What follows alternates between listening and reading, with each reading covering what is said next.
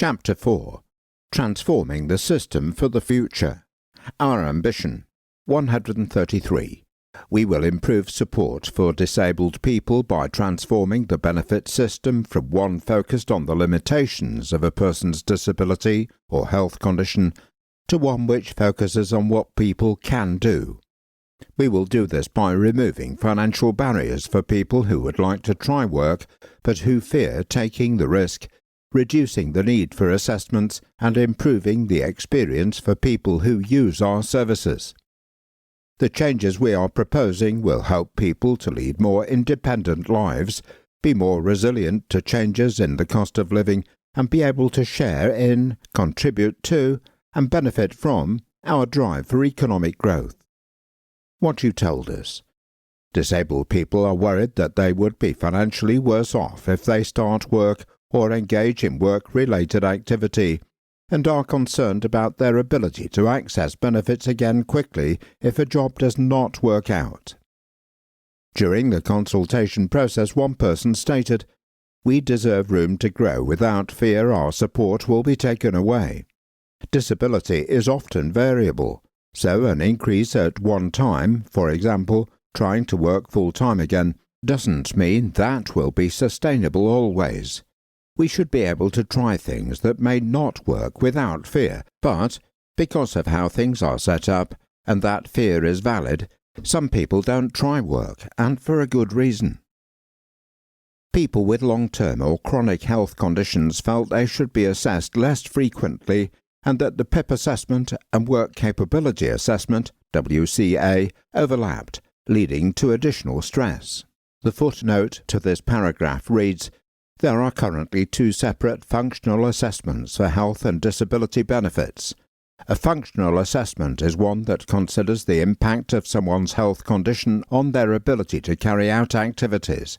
In this chapter, we will be using the term assessment to refer to a meeting between a person and a healthcare professional, HCP, who asks them questions about their functional ability.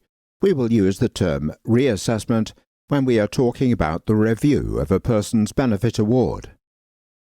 During the consultation process, one person suggested one application process asking for medical reports or evidence and input, one test, and then information used to decide on all benefits. That would lift the burden, trauma and stress to a claimant. Having one assessment for both PIP and Universal Credit, UC, would ease the stress assessments bring. However, there were also concerns that having one assessment could mean individuals would lose their benefits all at once if the assessment decision was not in their favour. PIP and UC should remain separate benefits with separate aims, PIP to provide support with the extra costs associated with the disability and health condition, and UC to support people's incomes. Recipients of PIP made it clear they wanted to continue to receive financial support rather than aids and appliances alone in order to maintain their independence and make their own decisions on the additional support they require. Why changes needed? 134. It cannot be right that disabled people and people with health conditions are worried that they would be financially worse off if they start work or engage in work-related activity. To receive additional income-related support in the current system, most people attend a WCA, where they must be determined to have limited capability for work and work-related activity, LCWRA. People who have LCWRA or who are in the ESA support group are not required to look for or prepare for work. 135. However, research shows that 20% of people with LCWRA on UC or who are in the ESA support group would like to work at some point in the future if the right job and support were available. 4% thought they could work now if the right job and right support were available. The footnote to this paragraph reads, "Work aspirations and support needs of claimants in the ESA support group and Universal Credit Equivalent, gov.uk, www.gov.uk, published 27th of February 2020.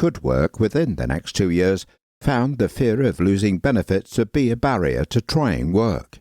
This is in part reflected by the fact that fewer than 1% of people claiming ESA leave the support group each month. We want to remove this financial barrier so that where people are able to work, they can do so. There are 2 footnotes to this paragraph. The first reads, "Work aspirations and support needs of claimants in the ESA support group and universal credit equivalent." gov.uk, www.gov.uk, published 27th of February 2020. Available at www.gov.uk/government/support-in-the-support-the-ESA-support-credit-equivalent. The second footnote reads, "Shaping Future Support, the Health and Disability Green Paper Evidence Pack, July 2021, gov.uk, www.gov.uk,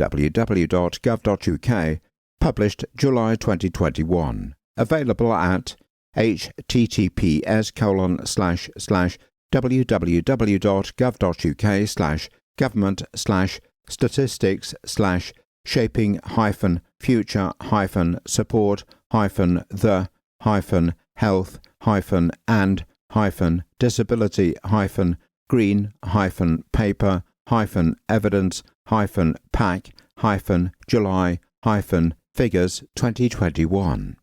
137. The evidence that appropriate work can bring financial, health and well-being benefits is widely recognised. 138. In the consultation, people with long-term or chronic health conditions said that they should be assessed less frequently and that the PIP assessment and WCA overlapped, leading to additional stress. We know that a large number of people who receive a health or disability benefit currently need to complete 2 applications and undergo 2 assessments to receive additional support for their disability or health condition. 139. Of the 3.9 million working-age people receiving at least one health or disability benefit, 1.8 million, almost half, 46%, claimed both PIP or DLA and ESA and or UC with a health condition.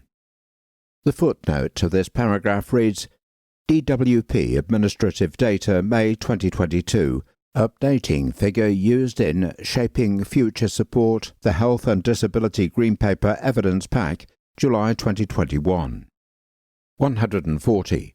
We heard that people found these assessments contained unnecessary duplication and that they caused anxiety and distress. This is in part due to a fear that trying work or work-related activity could trigger a repeat assessment that could result in the loss of their benefit entitlement. 141. These issues and barriers cannot be fully resolved by making small changes to the health and disability benefit system, but instead require fundamental changes to the design of the system. What we are proposing, 142.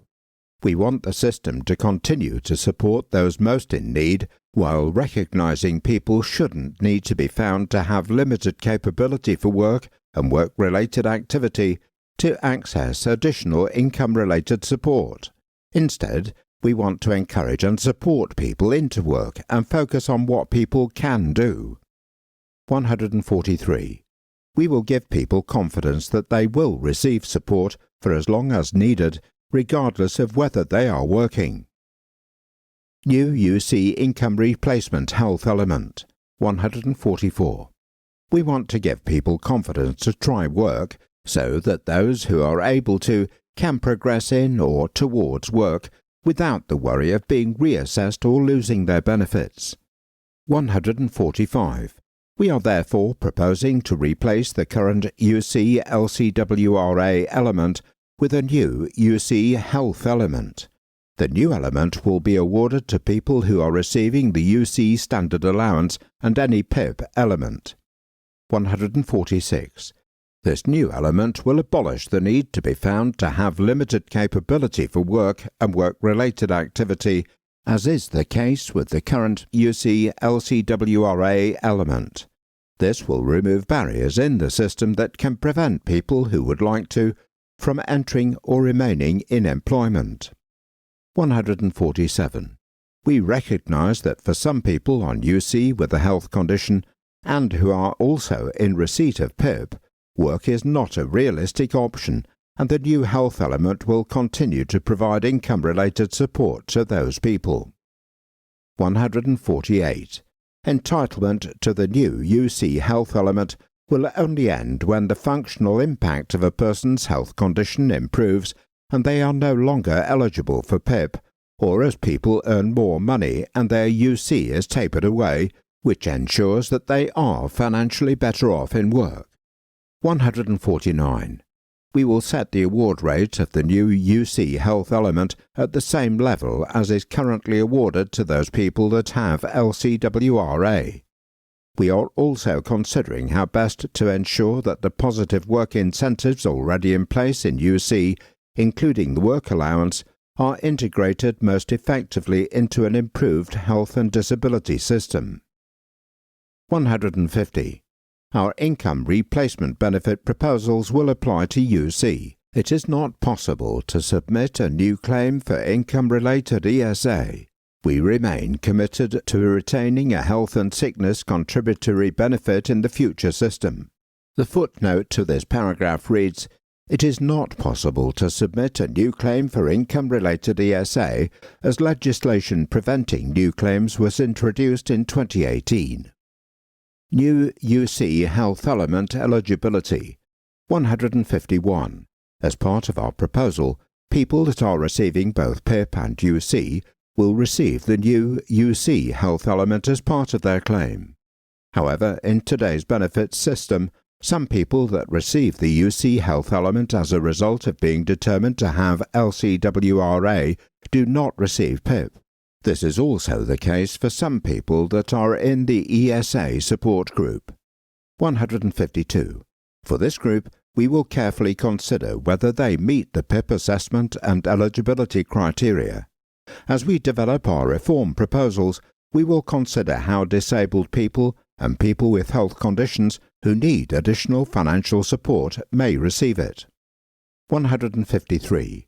We are committed to protecting those claimants who are currently treated as LCWRA due to pregnancy risk or because they are about to receiving, or recovering from treatment for cancer by way of chemotherapy or radiotherapy.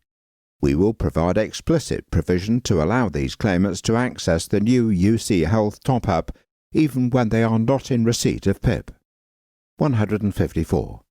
We will also ensure that there is a special provision in place for people who are nearing the end of their life so that they continue to have fast-tracked access to the benefit system and are exempt from face-to-face assessments and waiting periods. 155. By focusing our proposals on people that receive both PIP and UC, we will ensure that financial support is targeted at those who need it the most. Transitional protection, 156. The degree of change in our proposals will require primary legislation, which we would aim to take forward in a new Parliament when parliamentary time allows. These reforms would then be rolled out to new claims only on a staged geographical basis from no earlier than 2026 to 27. We would expect the new claims rollout to be completed within 3 years, so by 2029 at the earliest, when we would then begin to move the existing caseload onto the new system. 157. Any LCWRA recipients who are not also in receipt of PIP at the point that they move to the new system and whose circumstances remain unchanged will receive transitional protection. Transitional protection is a top-up so that people do not lose out because of the introduction of the new UC health element. People will receive cash protection, which will erode over time with increases in UC elements and will stop with certain changes of circumstances. Taken together, these steps will ensure that no one experiences financial loss at the point at which the reform is enacted. We will continue to engage with disabled people and people with health conditions that use our services and work together to create an inclusive and supportive new system before the principal changes in this chapter are introduced. Personalising support under a reformed system. 158. To achieve our ambition, we are proposing to remove the WCA. This includes the removal of the automatic assignment of people with LCW to the Work Preparation Only group, and those with LCWRA to the No Work-Related Requirements group. 159. This change means that in the future there will only be one health and disability functional assessment, the PIP assessment. People in receipt of PIP and UC will receive the new health element. The key change will be in UC, where instead of the WCA, people in receipt of PIP and UC will receive the new UC health element. In place of the WCA, we propose to introduce a new personalised health conditionality approach that will provide more personalised levels of conditionality and employment support, with the aim of helping people to reach their potential and live a more independent life. 160.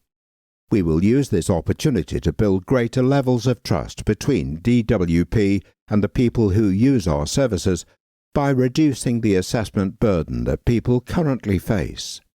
We want to introduce a more tailored approach to allow work coaches to build a relationship with an individual and determine what, if any, work-related activities an individual can participate in. This also means that where work or work-related activity is not possible or appropriate for someone, they will not be expected to participate in these activities to receive their benefit entitlement. 161. Our new approach will mean both voluntary and mandatory work-related requirements may be set for health and disability benefit claimants, where this is appropriate, with requirements added at a pace that is appropriate for the individual. 162. We will focus on what people can do rather than what they can't, but also ensure that where people are unable to work, we will continue to support them and assist them in living independent lives. We will work with our work coaches to develop these proposals and ensure they have the right training and support needed to fulfill this change in their role. We will also explore how the employment and health discussion can assist people on the UC health journey. We will take a test-and-learn approach with the new system before introducing it to ensure it provides the taxpayer with value for money and is accessible and effective in delivering for our service users. Keeping PIP and UC separate. 163. We will keep PIP and UC separate following concerns from the Green Paper consultation that the two benefits would be merged.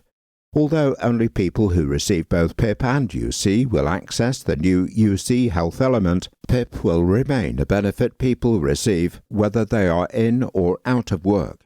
PIP will not be means tested and will stay separate from UC.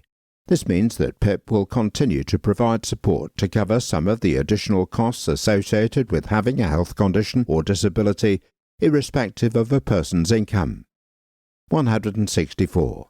The new UC health element, which will be available to people who receive both PIP and the UC standard allowance, will remain an income-related benefit to provide income replacement for those on low incomes and with the most severe health conditions. Conclusion 165. Our proposals focus on improving employment and independent living outcomes, as well as the services we provide for disabled people and people with health conditions. We will do this by removing the financial barriers to employment and reducing the assessment burden that people face. 166. The changes that we are proposing will help us transform support so more disabled people can start, stay and succeed in work and help set the country on the path to long-term success. That is the end of Chapter 4.